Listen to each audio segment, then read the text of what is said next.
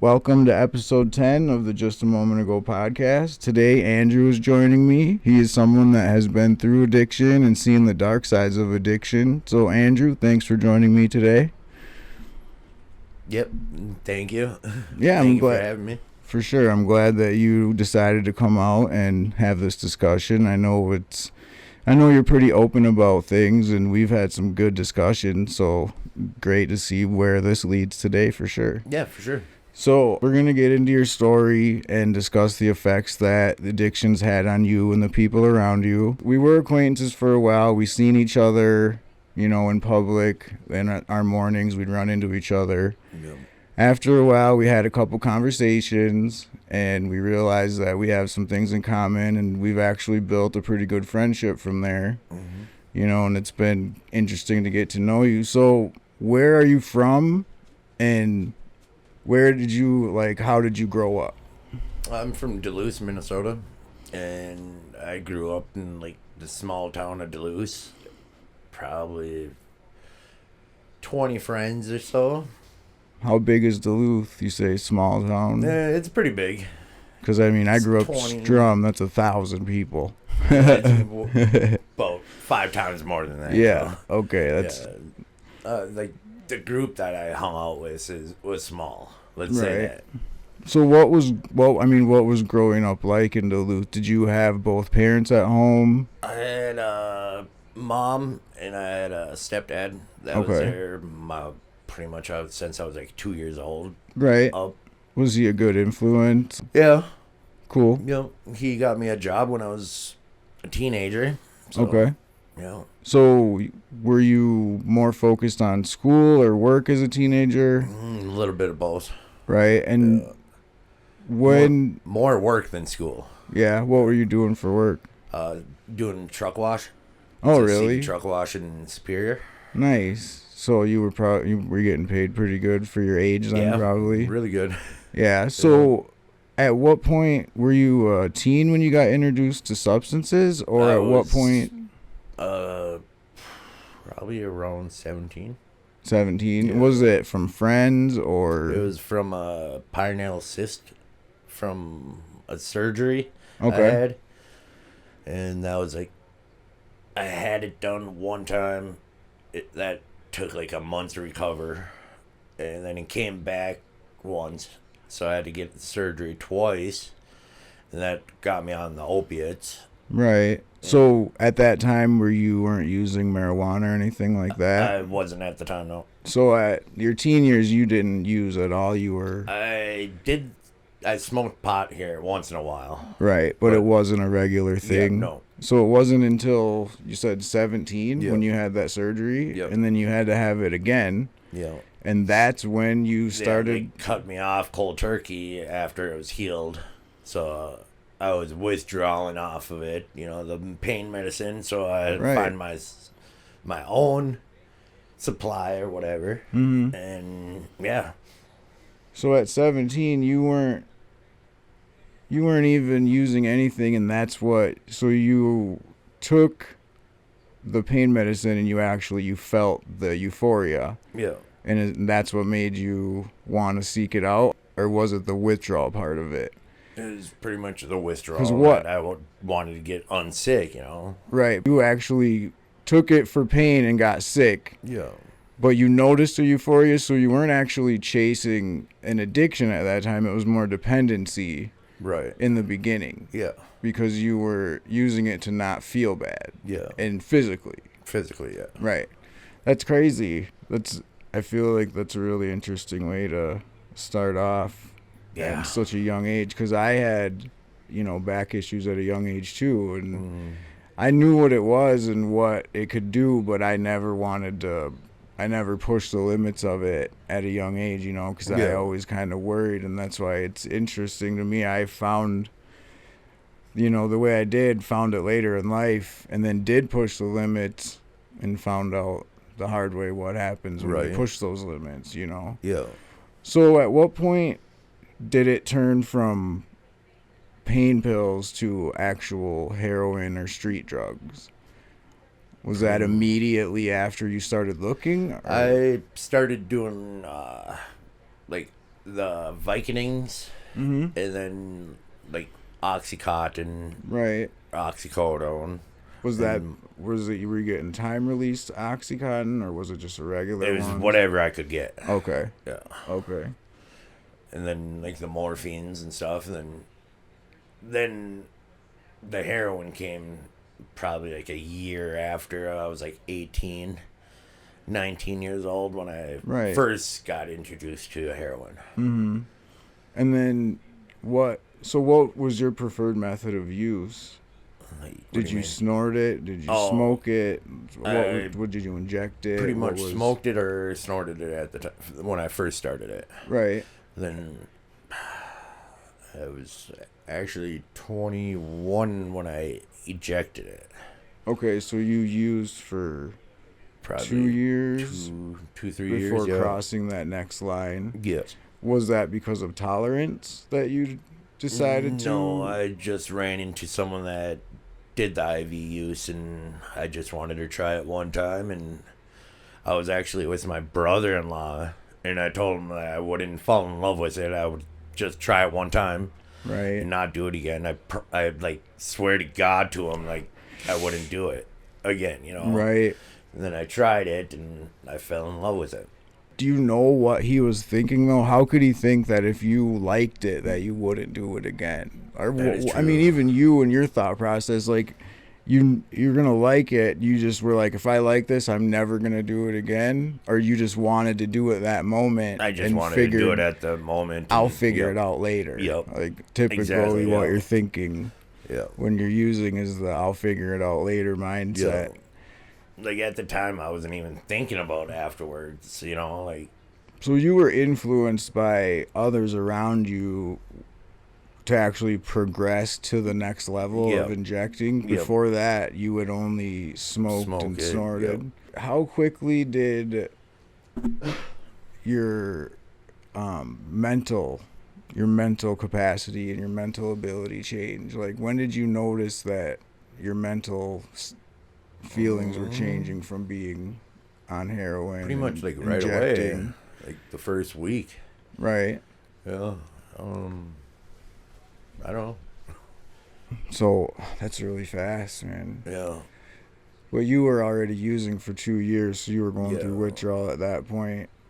How were you coping with withdrawal when you were... I pretty much laid up in bed or like pretty much be sick, you know. You didn't... Did you take like any antipsychotics No. or antidepressants? Nothing I like just- that. Just with nothing, pretty much. That's crazy. Yeah. So what were the other negative consequences other than withdrawal that you were experiencing?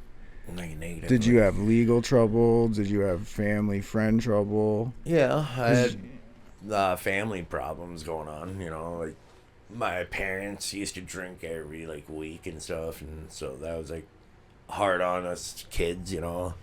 And they used to fight when they're drunk and stuff, hit each other and stuff. Right. So that was hard on me. So you went through your teen years seeing that? Yeah. And you never sought out to use anything or to cope with it in any substance No. sort of way? no, That's... Well, did you do anything else to cope? I mean, as a teenager, in a healthy way? I'm taking long walks and stuff. Yeah. Yeah. So you just found yourself just on long walks, and but you Yeah. don't remember doing anything else other than that to kind of get yourself away from that and kind of forget that stuff's going on. Because Find a friend or to hang out with or something to like play sports or play games or something, you know, with them. Right, because I mean, I had issues at home growing up, and it would be really hard for me to cope with it. Like, I would have, I would actually leave and have a very hard time figuring out how to get myself, like, to just let it go and calm down off of it. And even years later, it's still something that bothers me at times. It does, but I think I'd more hide it than anything. Right. Yeah, I don't show it, but I like hide it more, I think. Right. So At what point from up there did you end up moving down to Eau Claire? Like, what made me? Yeah, and then how old were you? Oh, it happened probably like 8 years ago. I found a girl that I was using, and she was using at the same time we were using. Right. Yeah. No, I mean that happens often. Actually, Yeah. that happens pretty. We frequently. wanted to get clean, so and she knew her sister lived down here in Eau Claire. Oh, okay. So she wanted to move closer. So the only way to get off the drugs and stuff is to move, you know. So Right. I moved with her down here. She moved down here first, like a week before I did, and I stayed up there, and she got an apartment and She moved here. Okay. Yeah, because her sister lived down here. Right. I was still using and stuff when I was still up in Duluth. Okay. Right. And then is that when you moved to the hotel over there, or did you move somewhere else at that time? No, we got the apartment on Gibson Street, Okay. downtown. How long? We lived there probably a year and a half, 2 years. And did you use that? Here and there. So you weren't. Not totally clean. So you were using heavy up in Duluth, but when you moved here, you were able to get pretty Yeah, clean, yeah. but you weren't. It took us about probably like a month to get off everything. Without a program, or did you go to a program? Without a program. Oh, really? Yep. So, and has she actually been clean ever since then, or? She had slip-ups and stuff. She just had that overdose Right. 8 months ago. Yep. I was gonna bring that up here in a Yeah. few moments. So from that moment, from living there for that year and a half, or a year. About almost going on 2 years. There. Oh, so even Yeah. long. Okay, Yeah. and then that's when you ended up over moving to the Yeah. motel. Yeah. And that was disgusting, the hotel. Yeah, the Regency. I think you Yeah, said the it was. Regency, It's a yeah. motel, right? Yeah, motel. So how long were you there? Maybe 8 to 9 months. And what kind of things did you see when you were there? What kind of things went on around you? Drugs. And you were trying to stay clean at this Yeah. time, right? Yeah. And I probably used one time when I was there. That's it. And Yeah. and did your girlfriend stay sober too? Yeah. So you guys moved into this really crazy situation for two people trying to Yeah. stay sober, and you managed to do it mostly. Mostly, But I except mean, one little slip up. you Right. know. But I mean, what was going on around you? Did you feel safe when you were there ever? Was it some? Yes and no. It's a scary place. Right. Yeah, but I mean, did I you felt see? safe behind, like in the room and stuff, you know. Yeah. Did you see like a lot of overdoses, or was there like raids going on in There's the raids. rooms? There's a or- couple raids when I was there. Right. Were but- there kids and stuff around too? Yeah, It was just there's little kids. all It was kinds pretty of sad. right. Yeah. And their kids in the They room. got taken by the social services and stuff. Yeah, Right. that That's was sad. right. And you've seen all that happening because of substance. Yeah, So then you moved to another apartment after that. that was right. That's where we're at right now. Right. Living there, right behind Walgreens on Hastings Way. Hmm. Yeah. And has she been working the whole time? Yep, she was working the whole time. And at the same place, or just a different place? And then She worked now at McDonald's right before that. Oh, okay. So she just had the two, and now that's cool. Yep. So she's been working the whole time. Yep. So if you only used once at the hotel, when you got to the apartment, then at what made you decide to go into a program? Were you using again? Just having a hard time? I just had a hard time. I did use the heroin again. I had like teeth problem. I still do, but I don't use anymore. Right. Well, but right, because now that's what led me into the methadone program. That like in between from the hotel to the apartment. and that's when. I didn't. So when you were in the process of moving, you were relapsing. Yeah. Do you know? So what led you to relapse while you were moving? If you made it through that year at the hotel, I just had a Or hiccup motel. for my pain in my teeth and pain in the back, and You just couldn't take it anymore, and the doctor wasn't. Did you see a doctor? Yes. And they weren't prescribing you. I'm flagged at the hospitals. Oh, really? Yeah. For as a pill seeker? Because I went in for these surgeries. Right. And they flagged me no matter what on pain pills or anything for that. Right, and those surgeries were from an infection, IV use, from IV use, and you were in the hospital for a couple weeks from that, right? About a half month. Yeah, that's solid. 14 days exactly. Yeah, that's a solid 2 weeks or so. Yeah, and then you actually have scarring from it, right? Yep, on both of my arms. So how did that come about? Just from constant use in the same spot? I was using those old panas. They're morphine and like oxy put together. Okay, yep. Yeah, I was using those, and those gelled up in veins, so it turned into like an abscess. Wait, are you talking about the ones that you can cook and break down? Those, not OCs, not those. Okay. These are old panas. So they're like little like stop sign shape. Right, I know what those are. Yeah, too, 40 milligrams. Yep. And I use an IV with those, and like if you like draw heat to it, it liquids up, but if you let it sit, it gels up. Yeah. So that's what it did into my arm. That's actually what the OCs will do too. Yeah. If you warm them up, they'll get really runny and watery if you like really stir it. But if you let it sit even for just 30 seconds, it will become a gel, and it will get very hard to work with. Yeah. That's what it happened. I waited way too long for my arms. The infections grew up to my arm, like up to my shoulder. Wow. And it was like going to my heart. The infection was. And like if I didn't show my mom when I did, I would have been dead. Is that what they said? Yep. I went to like immediately went to surgery. Like right away, I went into the hospital. Like not even like 5 minutes later. Wow, that's really crazy. So you got lucky that you decided to tell. You just told your mom, or she's seen it. I pretty much showed my mom. You had to. You were just like, okay, something's got to give. Yeah, because I was barely moving. Like the fans, the air when it touched my arm, I couldn't like stand the pain from it. You know, just from a fan. Yeah. Oh man, so you were really suffering. Probably like this by like that.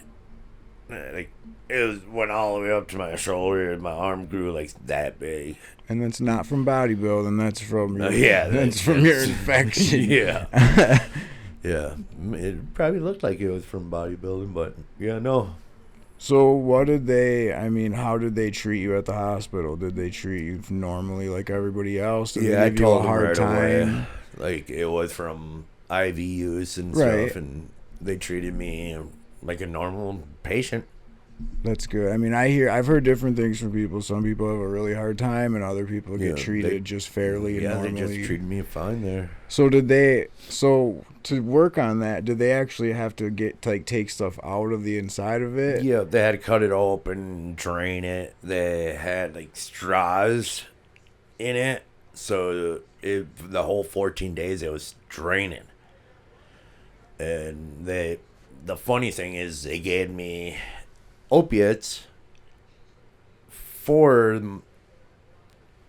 my pain that they weren't supposed to. Oh man! Because I went in there for flagged as somebody that. So before you did that, you were already flagged as somebody that shouldn't get opiate. Yep. I gotcha. Mm-hmm. So they were doing something they weren't supposed to. Right. But I wasn't going to say nothing, So you took them? Yeah, I took them. Just like normal and just didn't tell nobody? No. Did anybody ever catch it, or anybody did? You never got a refill though. It was just that. No, I didn't get a refill. It was just that one time for your arm. So how long did the pain last? Probably 3 weeks. So after you got out, you had another week of pain. Yep. I had stitches in my arm for at least a week and a half. That's crazy. So nothing ever happened to the other arm? No, it looked the same. So you had it happened on both? Yeah, I did them at the same time. Oh, okay, but the left one just didn't swell up as bad. This one was like maybe like a golf ball size. So you were in a pretty tough spot when you told your mom you had been using and not telling anybody. That's the first time I ever told her I was using. Oh, really? And she's seeing this big how she just found out that I'm using and that just happened. Right. What was her reaction? I think she was more scared than anything. I think because she'd seen the infection. Like she knew she was gonna lose me. Mm-hmm. So right away she just hopped in the car and brought me to the ER. That's really crazy. Yeah. So without questioning you very much, she just hopped in the car and took you to the ER, and she just that minute. She said, "We'll just talk about this later," or we talked about it right away. Like once I got out of the surgery and up in the room, she brought it up right away. Of course, she's the mom. She wants to know. She was sitting right along the side of the bed, waiting for me to wake up. My mom would be too. Yeah. If she just found out, and that's the way she found out, she probably And then when I got home from being in the hospital, and I was on like bed rest and stuff because of the surgery, I had stitches and stuff. She gave me bed rest. Yeah, because I can't lift nothing. Both arms I can't lift no more. Like I couldn't even lift this. Right. Yeah. I guess I didn't think that you'd get bed rest because you had stitches in both. Yep. Okay. Yep. Like if I did pick anything up, they could have like broke a stitch or something. Because of the location of it being in the bendy where it folds. Yeah. And it was like right under a muscle. Oh really? So it got okay. Yeah. And she gave me about a month before I had to leave the house because she kicked me out of the house.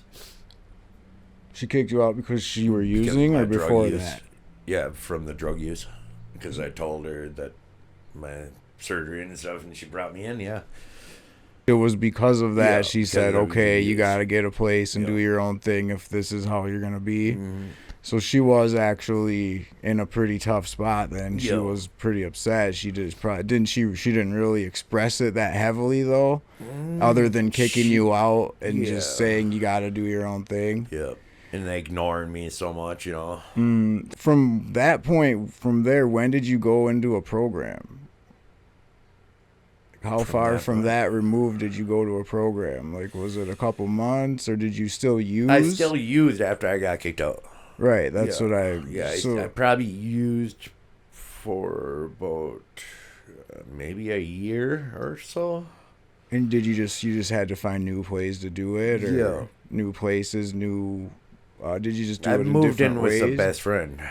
Right. Like, at the time, in pretty much a trap house, in like a drug house, Okay. There was probably like 10, 15 people that were staying there in a 3-bedroom house.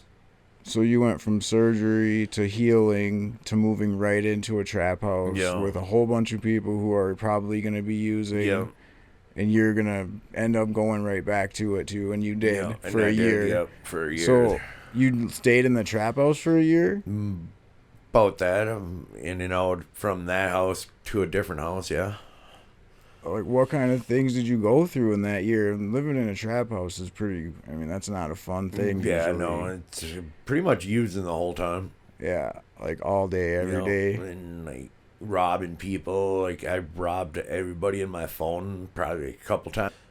In your phone? Like, people you knew people and stuff? I knew. Like, everybody that you knew had things, and you just go... or else if they wanted drugs or something, like... this one time I gave someone just... like a tree bud for weed, I've seen people do stuff like that. I did that at one point. I've seen people sell joke. I've seen people do all kinds of weird stuff. I did some dumb stuff. Like I regret on doing it to this day now. For sure. Yeah. Well, I mean, you're just ripping people off. Yeah. And, you know, you might hurt somebody too, depending what you give them Yeah. and the method that they do it. You know, Exactly. Yeah. you could easily hurt somebody. Yeah. So, I mean, what else happened during that year? It must have been Yeah, a lot of stuff. Even with like someone's kid there. what? Yeah, some staying in the trap house with kids.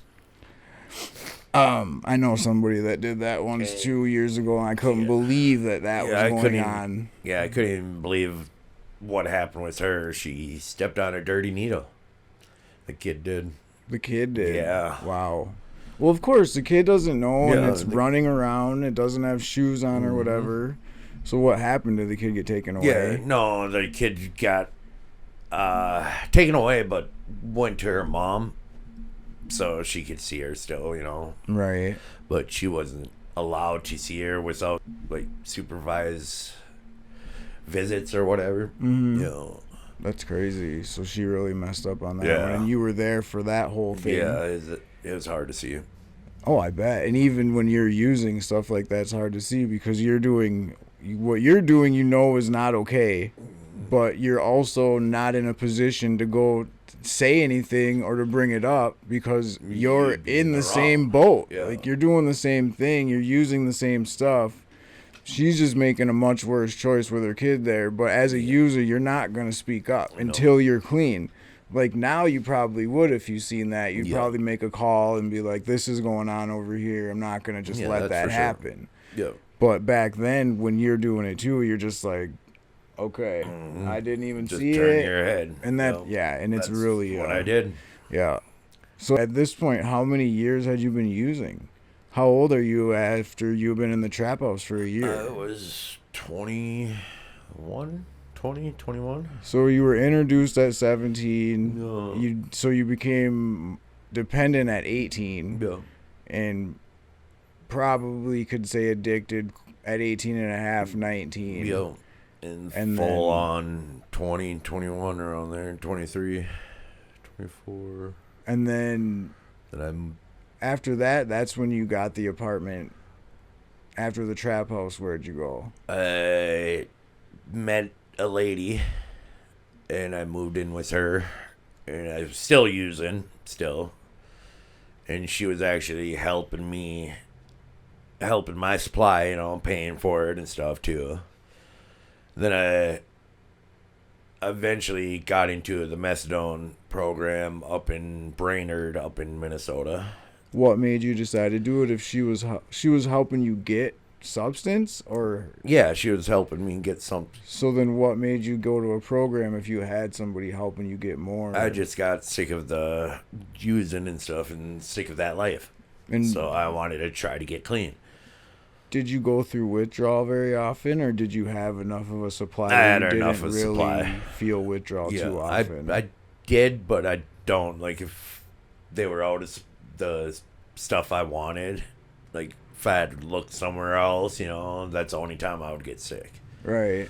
And that was very rare. Yep. See, I had the same experience. I very rarely would run out, and I was the type of person, I don't know about you, but I would actually plan out like a couple weeks, and then I wouldn't allow myself to do more. Yeah, Like, if I did that's so what I did much too. that day, Yep. that was it, because I know that the next day without is worse than 6 hours or 8 hours tonight without it. Yo. That's how I always, and I didn't really run out much, but until the point where my normal supply would be gone in like, you know, a week, 10 days, and it didn't last 2 weeks, didn't last 3 weeks. That's when I knew I had a real issue and I wasn't going to be able to keep up anymore. Yo.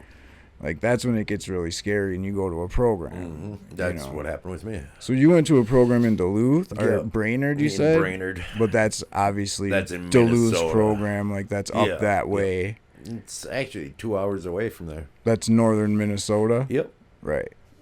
So then, when you came down here to Eau Claire, you transferred down here, No, I actually... or you left it I and then left there and I used again. Okay. Yeah. So you were in a program up there, left it, started Yeah. using, came down here, Yeah. and then we're using here, Yeah. and went to a program here later on. Yeah. So what brought you to a program here then? Because you were at the trap house, you were 21, and then your next move from there My next move was in downtown of Duluth. That's how I met Becky. Okay, so then we're at that next point after that. After that moved down to Eau Claire. Yeah. Okay. It can get tricky sometimes when you're still, because you actually have a lot going on here. Yeah, I had like, a lot going on. Seems like every year you're doing a different thing. From 17, 18, 19, 20, 21, you're this house, you're over here, and that's a lot. And when you're using, you don't even realize a lot of it. You're just bouncing around living, and it's not until we're sitting here looking back, and it's just like, this is a lot to keep track of. You were here, you were over here, you met her when you left the trap house, so now you moved down here, Mm-hmm. But it's cool to look back and just remember everything too, though. It is crazy. So her sister's what actually brought you here. Yeah. So she pulled you away from there, but you still used here for how many years? Not too many years. It was that first year. Just 1 year here? Yeah. And then you went to the program here? No, I was downtown. The program downtown. Well, right. I mean Eau Claire. Yeah. I mean Eau Claire. Eau Claire's program. Yeah. Because, Metro was down here. Yeah, I was at Metro, too, in the beginning, and then went over here. I think I've seen you there a couple times. Yeah. That's where we first, said, hey, it wasn't until across town at the other one, though, where we actually had a conversation, So that's what took you from, when you got here to get you into the clinic, why was that decision made? Because your girlfriend had quit at that point. She was sober then? Yeah, she was sober. And she was just having a relapse once in a while, just struggling a little bit. Yeah. And then when you were living there, she overdosed while you were in the program? Yeah. So I was in the program already. Did you know she was using the day that she overdosed? Yes, I'm the one who got it for her, actually. Oh, really? I didn't, go look for it. Right. I ran into someone at Quick Trip, and he gave me a sample of the heroin he had. Mm-hmm. And my mind, I wasn't thinking. I was like, ooh, free, So I took it, and then it clicked in my head that my wife was trying to actually find Vicodin Lortabs, Yeah. And she had back pain, so I was like, ooh, I got this, and this will help her. So I gave it to her. Right. Was it a lot stronger than expected, or yes, it was cut with the fentanyl. Oh, okay. And dude didn't even tell me that. So, yeah. And should he have known? Is he somebody that would know that? Yeah, it's his stuff, and he should have told him I don't you. use. We're not a user, He just said, here's a sample, And he knew that. He should have told me, He knew from the past you did, but he didn't realize that you were in the program and that you were probably going to give it to her, too. Yeah. And so, oh, man. So the fentanyl is what got her. Yeah. And that's when, so you had to call an ambulance. Did you have Narcan at the house? No.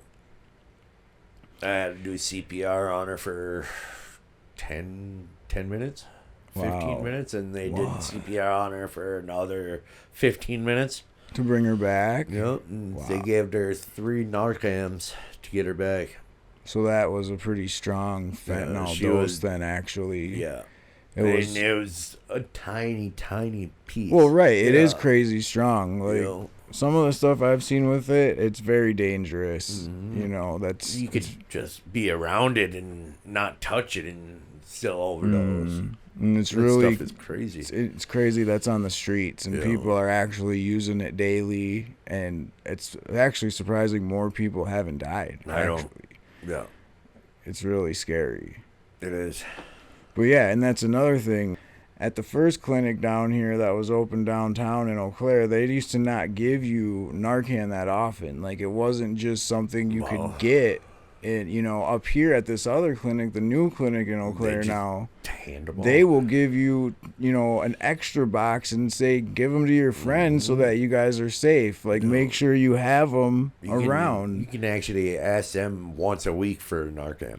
Well, right. And Yeah. I've seen a couple people in situations where they could have used Narcan already in the last year, and I didn't have it, so I Yeah. couldn't help. Right. And it's a really scary situation when you're going by a situation that you could help if you had it.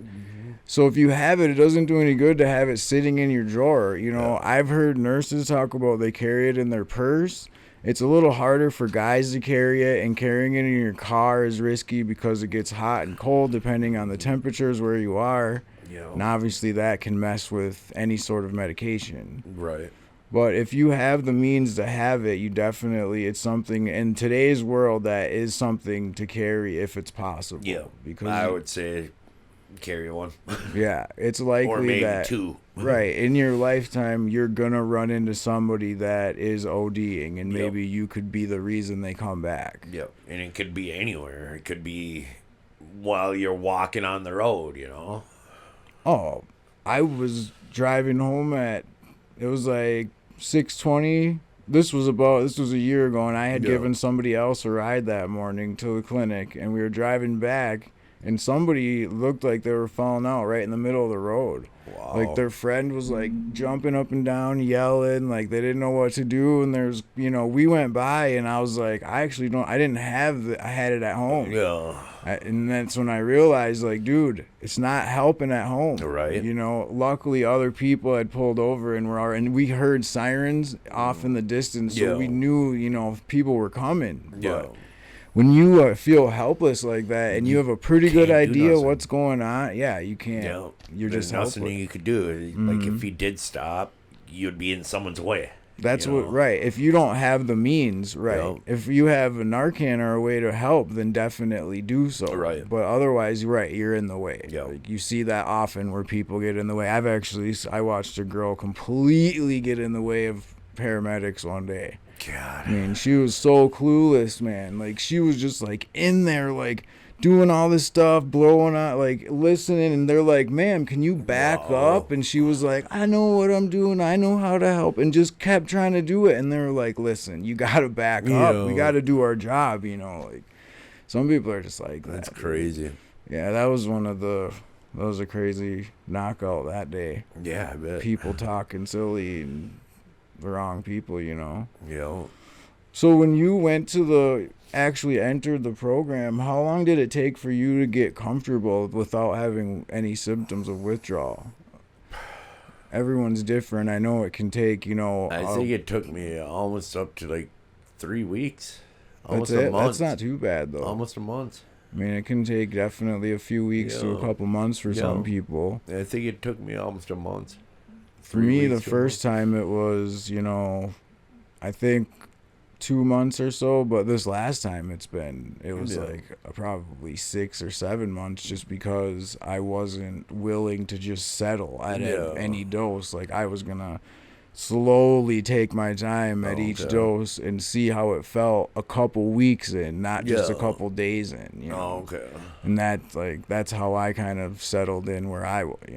Just a better way to. Otherwise, I feel like a couple days with such a strong medication, you're just not really fully feeling how you're gonna feel. Right. And if you get too much, then you get super sleepy. Yeah. And that's really not a good side effect to have with this stuff, No. So because you could fall asleep driving, nodding off driving.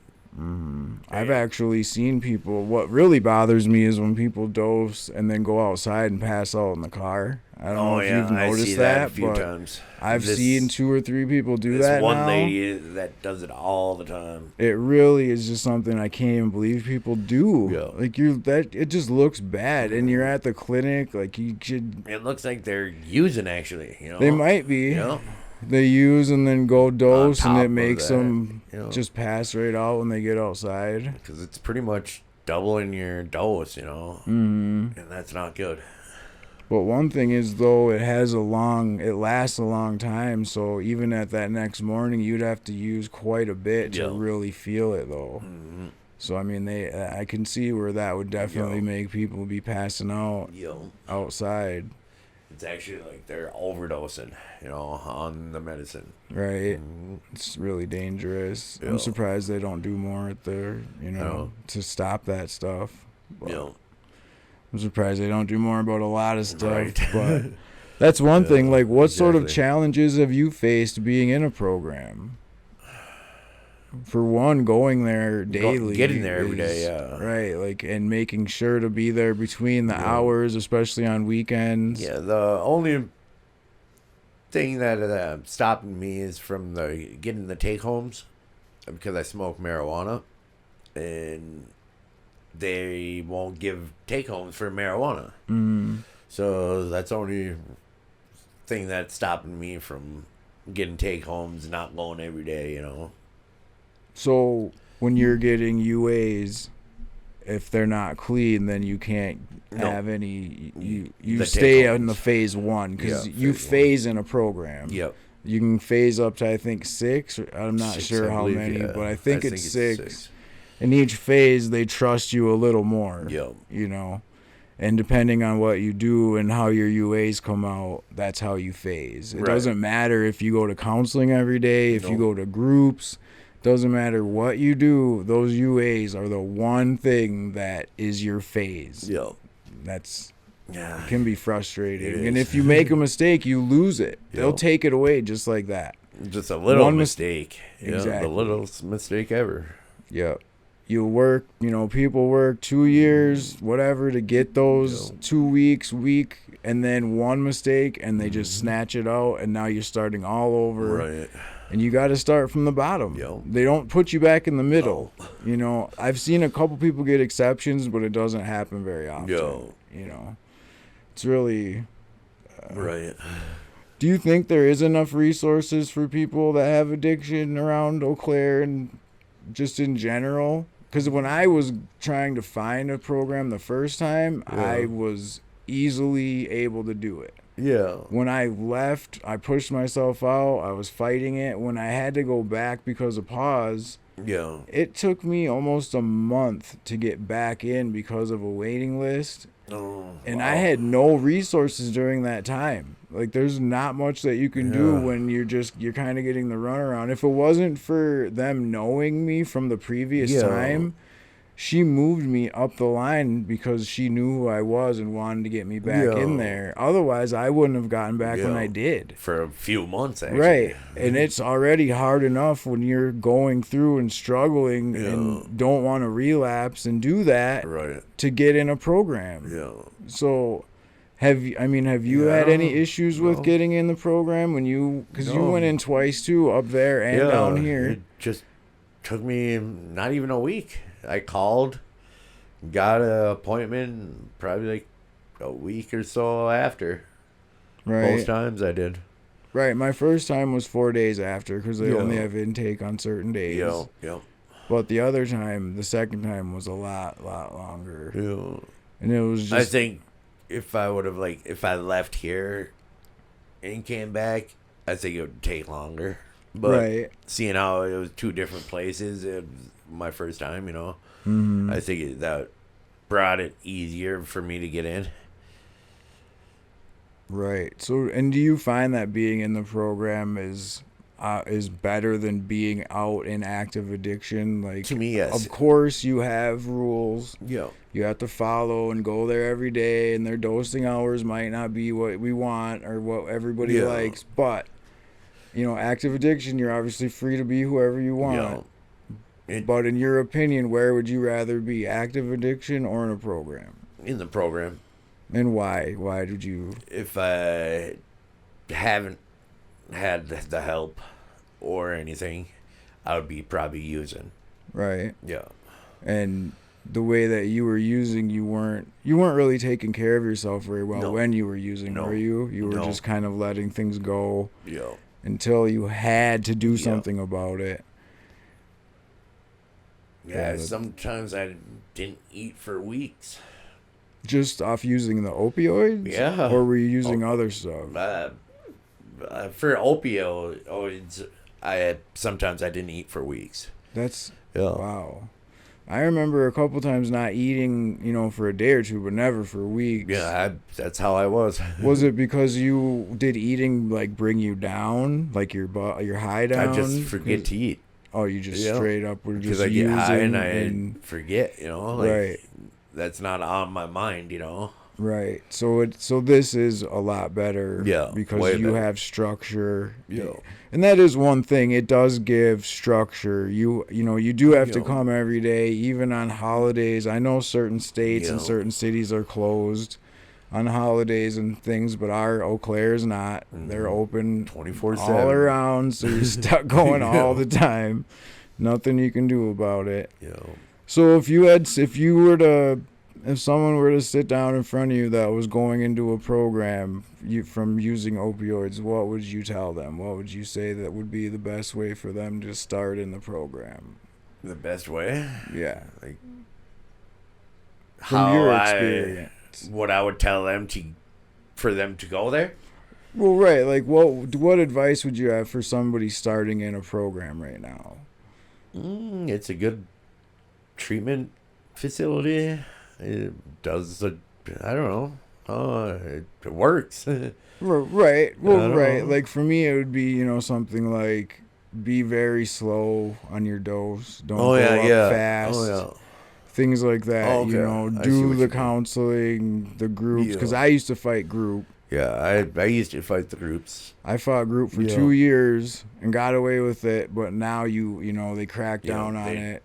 So now you have to go. Put you on a contract and stuff. Yeah, I'm like right there. Oh really? Yeah, because I'm the person that don't like groups and stuff. But I've been going now. Because yeah. Well, dude, you don't want to be on a contract there, because then the next thing after a contract is out the door. Yeah. And when you live in small town Wisconsin, really, I mean, Eau Claire is a city, but it's not that big. Yeah. And the closest ones from here that I know are an hour and a half, and I think the other one is a little over like an hour and 20 or something. About an hour and 20. So you're looking at no matter what, and that's one way. Yeah. So you got over 2 hours and 2.5 hours round trip, no matter what you do. Yeah. If and you then have a problem here. So probably like hour in the clinic. Right. That's your whole morning right there. Yeah. It depends on how the clinic operates, but yeah. Yeah, that's what I was when I was in Duluth going to Brainerd. That's 2 hours that way, an hour in the clinic. That's 5 hours altogether there and back, and then the clinic. And right. That was my whole morning. Mm-hmm. Like that sucked. Well, right. I personally know someone going to lacrosse, and it does take their whole morning. I would still do it though. You have to. Yep. What are you going to do when you're in a program and your other choice is bad withdrawal from methadone if you haven't tapered? Right. I mean, if you're at, I was at 11 milligrams when I got paused. Oh. So I can't even imagine my dose. I personally say if you're at anything above, 6-7 milligrams and you leave there, you're going to be probably at risk. And even maybe at 5-4. If you're not tapering properly and getting yourself to a good place where your brain is healed. If you when you're healed. Yeah. You will not have withdrawal up until the dose you're at. Right. If you dose at 6, you should be good till 6 the next day and not have withdrawal. And even probably further into the morning a little bit. Yeah. But if you're having withdrawal before that, you're not healed. Right. But once you are to that point, that's when you should consider starting to taper slowly. Yeah. Very slowly, and let healing each point to that point. And then once you feel good, again. I did it way too fast the first time. Yeah. I never actually got off of it. Like when I did, it was always cut off. You just quit? No, I had. Or you got kicked out, or about when was that? 3 years ago, I was on probation, and I was supposed to do some what is that? Community service or something. I had 100 hours or something to do, and I didn't do it, so I had to sit in jail for a month. Then I didn't know when they were gonna do it, and it was just out of nowhere. So they cut me off and threw me in jail at 220 milligrams. Wow, dude. I was sicker than a dog in there. So you went in at 220 and didn't dose for 30 days. Yep. So when you got out, No, did you I use started using. Okay.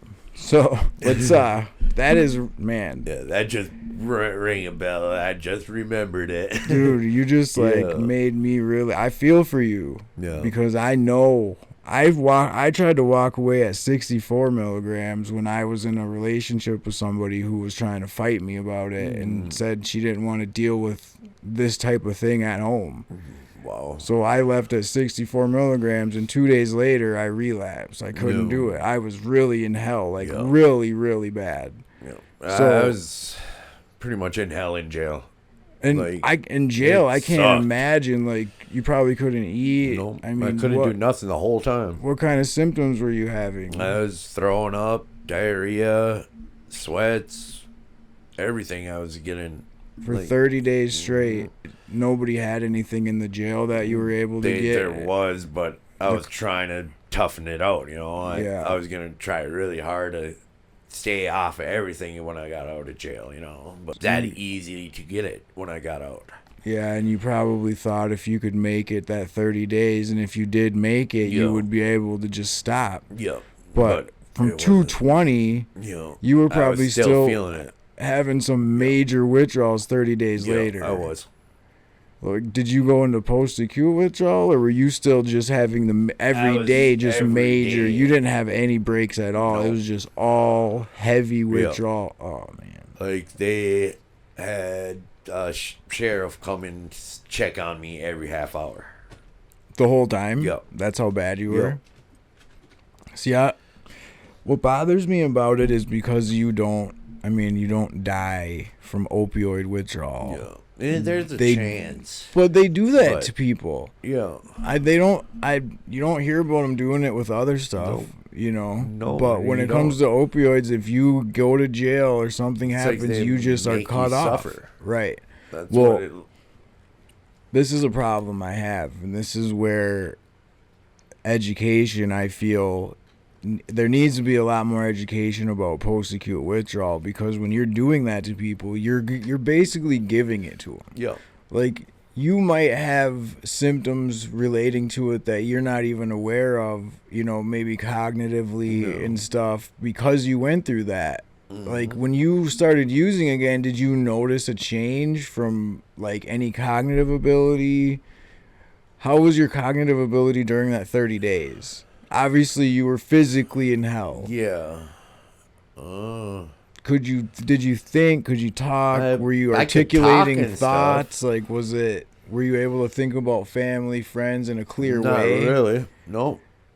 And if somebody were like to say something, were you hearing what people were saying, or was it just kind of like going in, but it was like bouncing around and nothing was registering?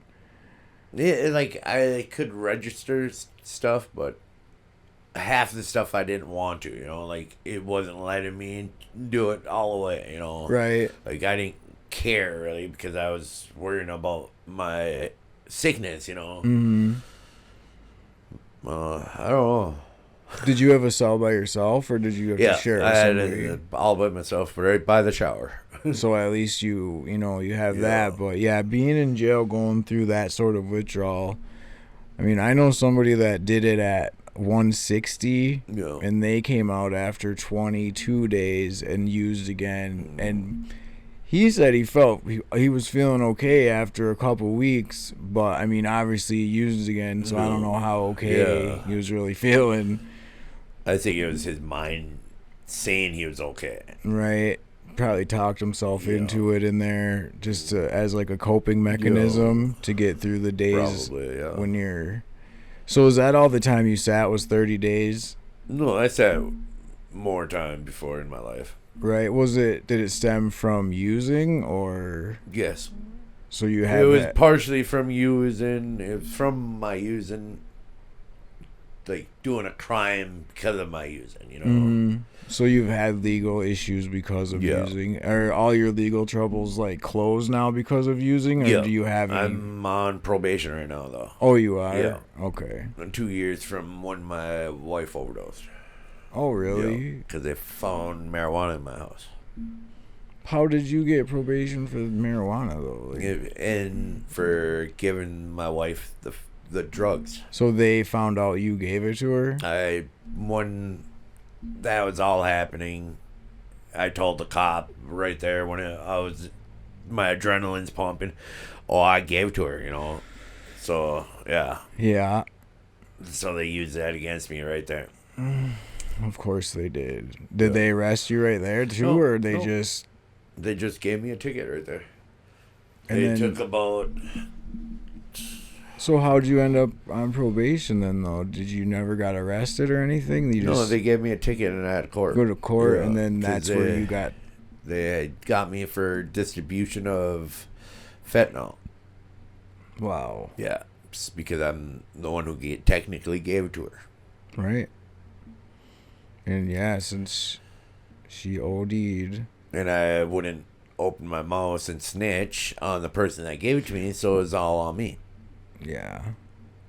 Well, it's a hard thing to do. Especially, you had, a tiny little bit. They didn't even find nothing. They only found the syringe, the dirty syringe, Yeah, that's it. Found a little bit But since you said... I gave that it to you her. gave it to her. You didn't have any text messages to her though, like, "Hey, I got this. You're gonna try this later," or nothing like that. So if you wouldn't have said that, they would have never known. You could have said she brought it home from. She had it before, Yeah. Yeah. That's crazy. Yeah. So you outed yourself on that one. But dude, when your adrenaline's going, you say things. You say stuff that you don't want to say. When I look back on some of the things when my adrenaline was going, I'm like, what were you doing in that moment? And it's just like, you feel so silly, It's like, no way. Yeah. And the funny thing is, like, when my wife, not the funny, but when I was giving CPR to my wife, the cop was searching around my room, looking around. He wasn't paying attention to my wife or anything. Like, she's dying, bro. Like you're saying when he got there, instead of doing CPR, he was searching? Yeah. No, I was doing CPR. And he started searching? Yeah, he was looking around on my tables, on the other way where she's over here, looking at my pipes and stuff, and like did not care about my wife. That's messed up. Yeah. Dude, I'm going to say when they responded here to my neighbor passing away this last month, I felt a lot the same way. That was someone they probably didn't feel that great about, and he had already gone through some things, and I feel like just wasn't taken as seriously as it should. And then when you see... They're judging the book by the cover, Yeah, and you see the EMTs, and you see people standing on the curb laughing and stuff while they're chatting after it's over, and it's just like, yo, we see you here. We're standing right up here. Like, take your jokes and your stuff around the corner, because laughing and stuff when there's a dead body laying here, it's not appropriate. I don't get that. And even that, like, you can look around, but look in a minute, what did he think? Make sure she's okay. He thought you were gonna hide stuff quick if he took over. Like, he takes over and you quickly grab in. That's what he probably thought. So he showed up alone. There wasn't. A cop came there first. He was first on site, and it took probably like 5 minutes until another one showed, and then the ambulance showed a couple minutes after that, and the fire truck showed. Their response isn't as fast as you think. No, it's pretty slow, actually. One thing I will say is the ODing and the people that are at risk, they do not respond as fast as you think. No. So be more careful with your choices. They do take their time. They're not coming in 2 minutes. It can be... I live 2 blocks from the fire station, and it took about... She did CPR for 8 to 10 minutes. Yeah. And that's when the first cop arrived. Yeah. That's about 10 minutes with my wife. And I'm right just above from where they are located. They should have been here in like 4 minutes. Yeah, right. You would think. Yeah. But in the moment, it takes them time too. And even when you're close, they're not going to be there that second. No. When we found him, he had probably been slipping away very quickly. Yeah. So if they didn't get, it was just a really tough situation. But yeah, they don't always make you feel the best when they respond. No, they don't. They definitely can discriminate and judge you when they see you or when they see the situation. Yo. So with that being said, what do you think the biggest challenge to staying sober is? The biggest challenge? Yeah, what's your biggest challenge? Is it, making sure to go to the clinic every day? Is it do you have cravings? Is it staying away from certain people? Pretty much all that. Well, okay, I got you. Yeah. Okay, so there's 3 biggest challenges, right? Like, for me, it's not that hard to stay away from people. Like, I can avoid people from my past that were involved with stuff, and it's... Why? The nice thing is that I don't really know that many people that use in Eau Claire, though. Right. But I do know a handful of people, though. Right. Because, at this point, I can see who was in my life to use and get stuff or try to get stuff and who actually wanted to be a friend and who still talks to me regularly. Right. And, I'm not going to... I've done it to people, too. I've used people in my life, and they've cut me out. Does. We've all gone in this circle, and I have not been perfect either. So I'm not going to say, like, oh, people use me, and I've done it too. We've all been in that boat, Right.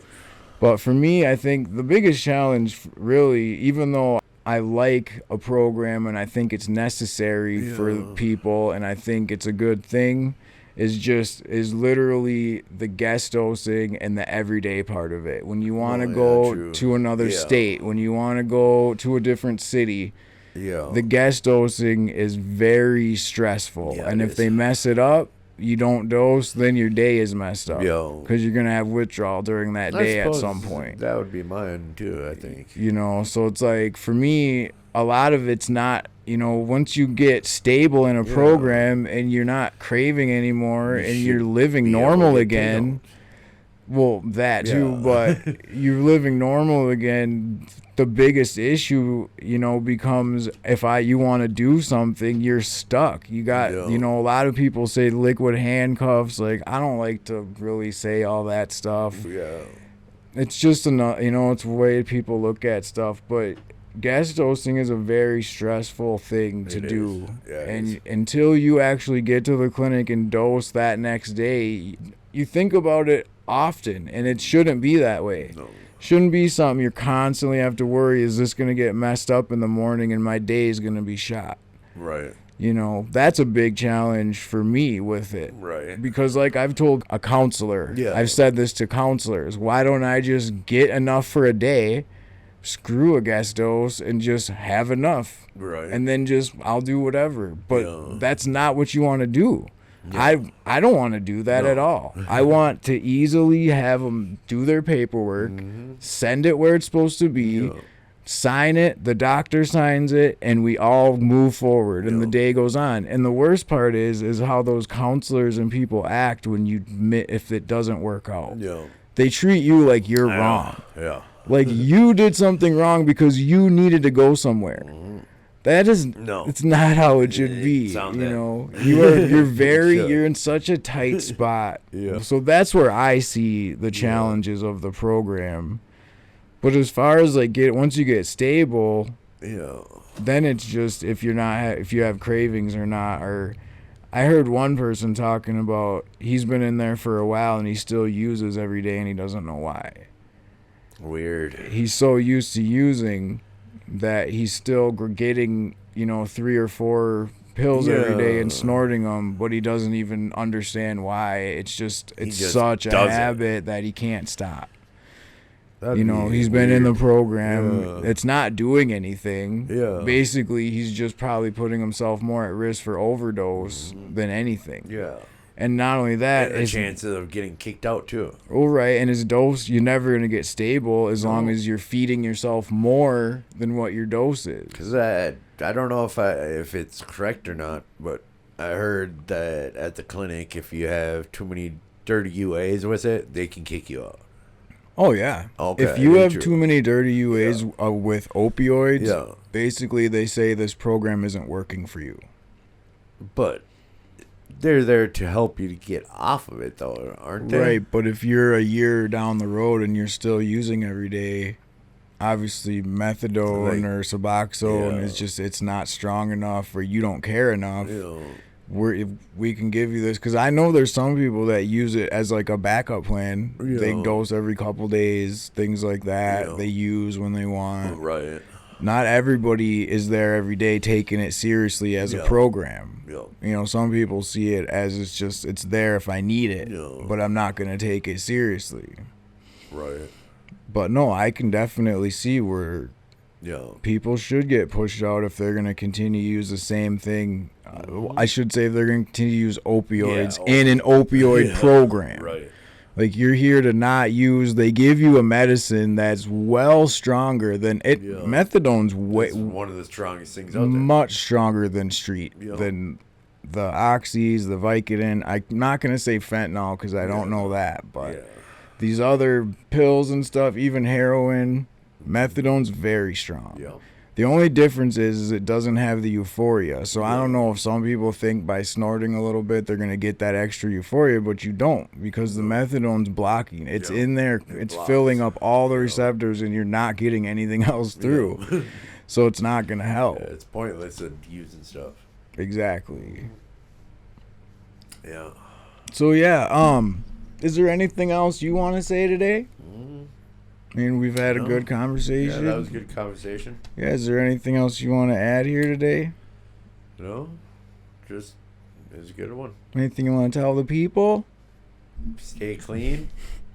Yeah? Yeah, keep your head up. For sure. And have a good day.